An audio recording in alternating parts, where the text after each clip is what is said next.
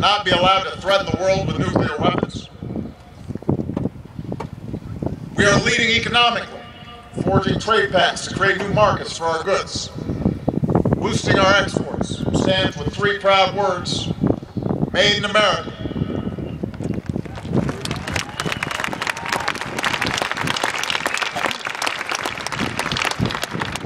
We're expanding exchanges and collaborations in areas that people often admire most about America: our innovation, our science, our technology.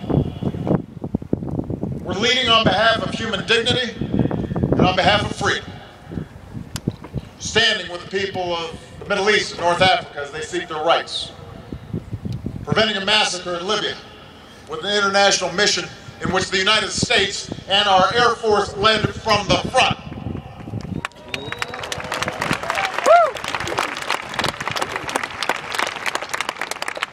We're leading global efforts against hunger and disease, and we've shown our compassion, as so many airmen did, in delivering relief to our neighbors in Haiti when they were in need, and to our Japanese allies after the earthquake and tsunami.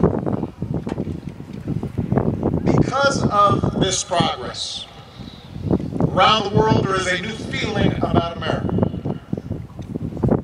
I see it everywhere I go, from London and Prague to Tokyo and Seoul, to Rio and Jakarta.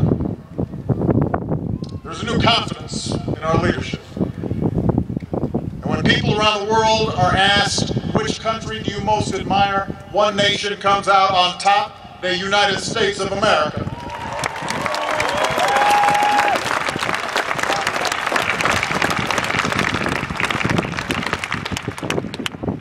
Of course, the world stage is not a popularity contest. As a nation, we have vital interests, and we will do what is necessary always to defend this country we love, even if it's unpopular. But make no mistake, how we're viewed in the world has consequences for our national security and for your lives. See, when other countries and people see us as partners, they're more willing to work with us.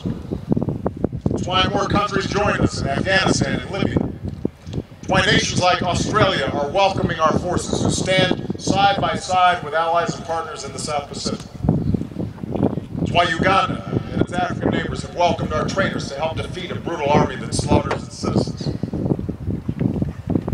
I think of the Japanese man in the disaster zone who, upon seeing our airmen delivering relief, said, "I never imagined they could help us so much."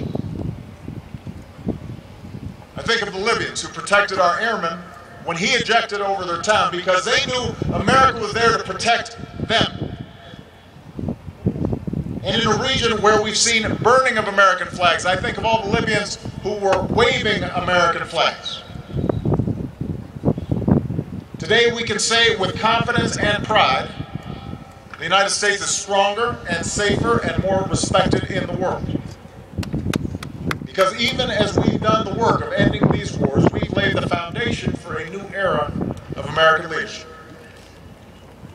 And now, cadets, we have to build it. We have to build on it. You have to build on it.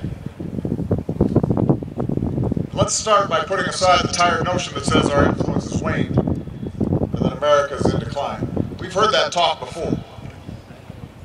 You know, during the Great Depression, when millions were unemployed and some believed that other economic models offered a better way, there were those who predicted the end of American capitalism. Guess what? They were wrong.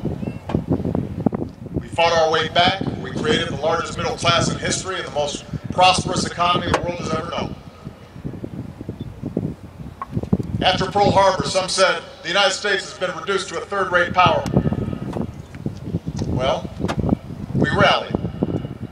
We flew over the hump and took island after island. We stormed the beaches and liberated nations, and we emerged from that war as the strongest power on the face of the earth. After Vietnam and the energy crisis of the 1970s, some said America had passed its high point. But the very next decade, because of our fidelity to the values we stand for, the Berlin Wall came tumbling down, and liberty prevailed over the tyranny of the Cold War.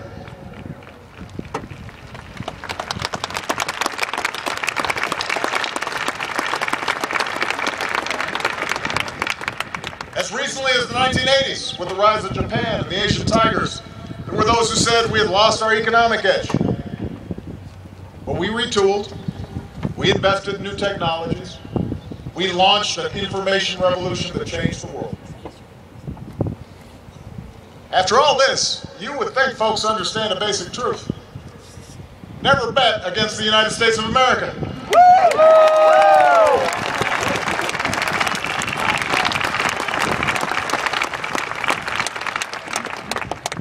One of the reasons is that the United States has been and will always be the one indispensable nation in world affairs. It's one of the many examples of why America is exceptional. That's why I firmly believe that if we rise to this moment in history, if we meet our responsibilities, then just like the 20th century, the 21st century will be another great American century. That's the future I see. That's the future you can build.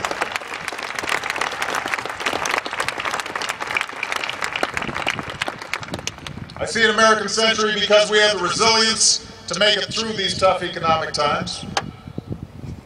We're going to put America back to work by investing in the things that keep us competitive. Education and high-tech manufacturing, science and innovation. We'll pay down our deficits, reform our tax code, and keep reducing our dependence on foreign oil. We need to get on with nation building here at home, and I know we can, because we're still the largest, most dynamic, most innovative economy in the world. No matter what challenges we may face, we wouldn't trade places with any other nation on earth. I see an American century because you are part of the finest, most capable military the world has ever known. No other nation even comes close. Yes, as today's wars end, our military and our Air Force will be leaner. But as Commander-in-Chief, I will not allow us to make the mistakes of the past. We still face very serious threats. As we've seen in recent weeks with Al-Qaeda in Yemen, there are still terrorists who seek to kill our citizens. So we need you to be ready for the full range of threats, from the conventional to the unconventional, from nations seeking weapons of mass destruction to the cell of terrorists planning the next attack. From the old danger of piracy to the new threat of cyber, we must be vigilant. And so, guided by our new defense strategy, we'll keep our military and our Air Force fast and flexible and versatile. We will maintain our military superiority in all areas: air, land, sea, space, and cyber. And we will keep faith with our forces and our military families. As our newest veterans rejoin civilian life, we will never stop working to give them the benefits and opportunities that they have earned, because our veterans have the skills to help us rebuild America, and we have to serve them as well as they have served us.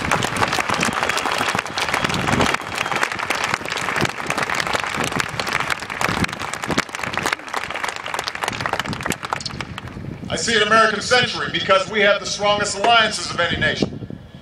From Europe to Asia, our alliances are the foundation of global security. In Libya, all 28 NATO allies played a role, and we were joined by partners in the air from Sweden to the Gulf states. In Afghanistan, we're in a coalition of 50 allies as partners. Today, Air Force personnel are serving in 135 nations, partnering, training, building their capacity. This is how peace and security will be upheld in the 21st century. More nations bearing the costs and responsibilities of leadership, and that's good for America. It's good for the world. And we're at the hub of it, making it happen. I see an American century because no other nation seeks the role that we play in global affairs, and no other nation can play the role that we play in global affairs. That includes shaping the global institutions of the 20th century to meet the challenges of the 21st.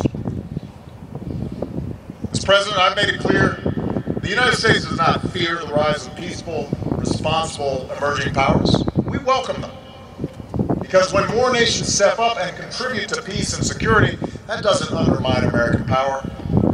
It enhances it. And when other people in other countries see that we're rooting for their success, it builds trust and partnerships that can advance our interests for generations. It makes it easier to meet common challenges, from preventing the spread of nuclear weapons to combating climate change.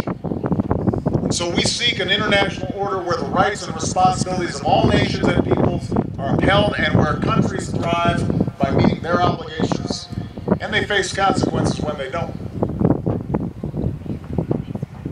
I see an American century because more and more people are reaching toward the freedoms and values that we share. No other nation has sacrificed more in treasure in the lives of our sons and daughters so that these freedoms could take root and flourish around the world. No other nation has made the advancement of human rights and dignity so central to its foreign policy. And that's because it's central to who we are as Americans. It's also in our self-interest, because democracies become our closest allies and partners. Sure, there will always be some governments that try to resist the tide of democracy, who claim theirs is a better way. But around the world, people know the difference between us. We welcome freedom to speak, to assemble, to worship, to choose your leaders. They don't. We welcome the chance to compete for jobs and markets freely and fairly. They don't. When fundamental human rights are threatened around the world, we stand up and speak out, and they don't. We know that the sovereignty of nations cannot strangle the liberty of individuals, and so we stand with the student in the street who demands a life of dignity and opportunity. We stand with women everywhere who deserve the same rights as men. We stand with the activists unbowed in their prison cells and the leaders